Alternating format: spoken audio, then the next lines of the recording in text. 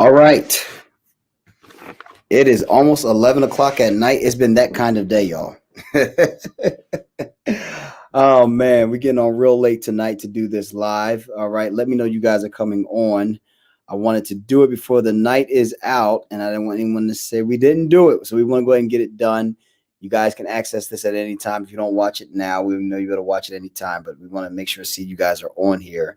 Let me know you guys are on here. I see some people coming on. Let me know you're on here. Just say hey.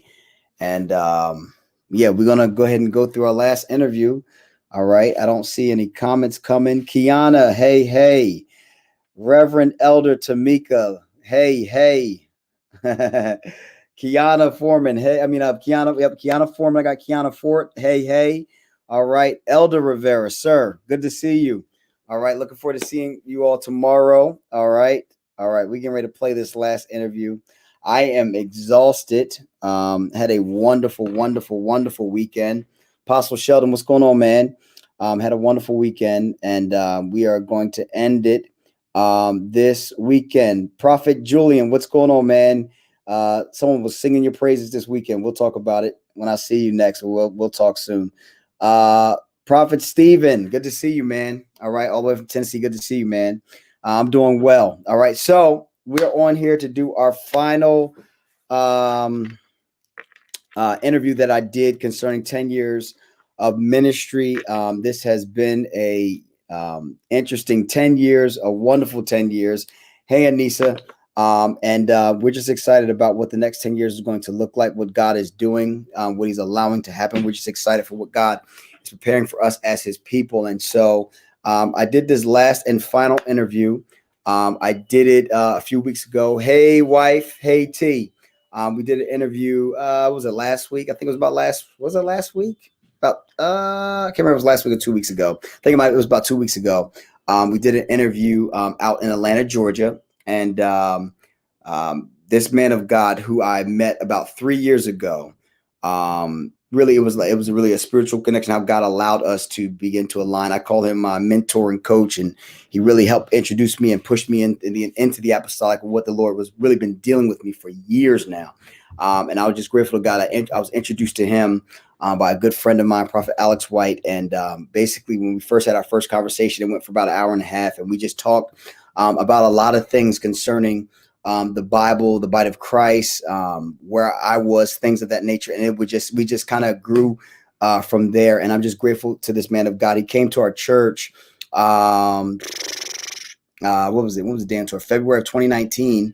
And it's amazing that a lot of people actually from our church who joined our church actually came to that Daniel tour at that time. And so what happened was he had reached out to me and said, hey, the Lord had put on my spirit to do a tour and to not charge, not to ask for any money. He didn't ask for anything. He just came to the church and basically just did what the Lord told him to do and to really announce the spirit of Daniel all over the country. And I have a picture frame in my office of the significance of what took place that week. It was 3 days. Apostle Ryan preached 2 nights, and Prophet Zion, who was my good friend now, basically came one night all the way from South Africa. And it was a significant move in our church. It allowed us to build a lot of things out of that and from that. And so, like I said, I'm just grateful to God for this man of God, who he is, none other than Apostle Ryan Lestrange. So I'm going to play the interview that me and him had about 10 years. We talked a little bit about his journey, my journey. It's really quick. It's not going to be long, about 20 minutes. And then I'll log back on and then let you guys go ahead and go to bed. All right. All right, y'all. Put it on there right now. All right. Well, listen, guys, we are here. KO, listen, I'm excited about what we're getting ready to do right now. I told you guys we're celebrating 10 years, and we're doing it a little differently this year. We decided to do some interviews, and what the Lord had really allowed me to do is to really kind of talk about the last 10 years. Listen, I cannot believe it's been 10 years. It's kind of went by just like that. But I just know that we start off with 5 people, and now the Lord has allowed us to be in a place where we have 5 locations, and I'm just excited for what God is doing.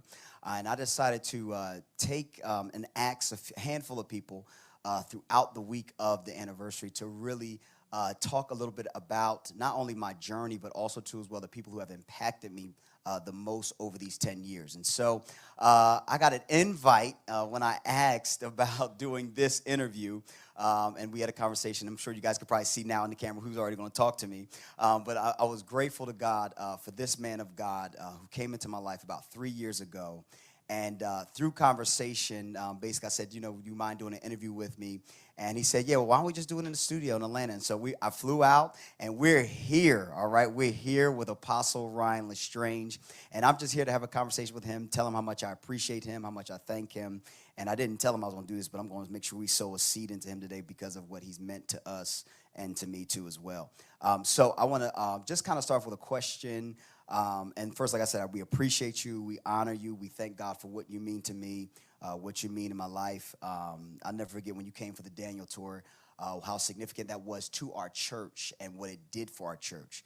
And I have something framed on my wall from that in my office of what happened on that those 3 days. And so I want to first kind of start off with just talking about the uniqueness of the apostolic. It was really that was really my trigger point of really connecting with you.